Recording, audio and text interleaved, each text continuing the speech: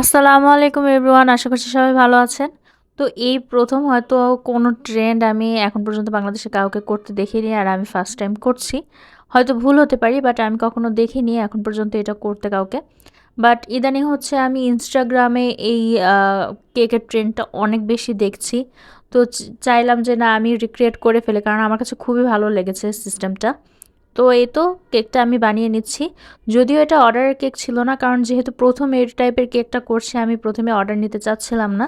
তো প্রথমে বাসার মানুষের জন্য বানিয়ে দেখা আর কি চেষ্টা করলাম যে আসলে বানানো যায় নাকি, কতটা কি ঝামেলা হতে পারে। তো এখানে দেখতেই পাচ্ছেন যে সিম্পলের মধ্যে রেখেছি। তো উপরের ক্রাউনটা যেহেতু গোল্ডেন কালারের ছিল, তাই হোয়াইট আর গোল্ডেনের কম্বিনেশনে রেখেছি।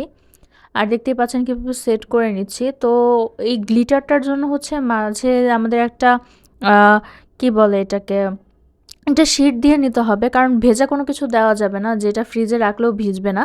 কারণ হচ্ছে তাহলে কিন্তু গ্লিটারটা কিন্তু ফু দিলে উড়বে না। তো সেক্ষেত্রে আমি অ্যাসিটেড পেপার দিয়ে নিয়েছি সুন্দর মতো কেটে। তো এটার উপরে দেখতেই পাচ্ছেন যে আমি গ্লিটারটা স্প্রে করে নিয়েছি। তো তারপর হচ্ছে নর্মালি ডেকোরেশনটা করে তারপর হচ্ছে চলে গিয়েছি। তো আশা করছি আজকের ভিডিওটি আপনাদের ভালো লেগেছে। তো এই কেকটা হচ্ছে আমার বোনের মেয়েদের জন্য করেছিলাম, ওরা তো পেয়ে অনেক খুশি।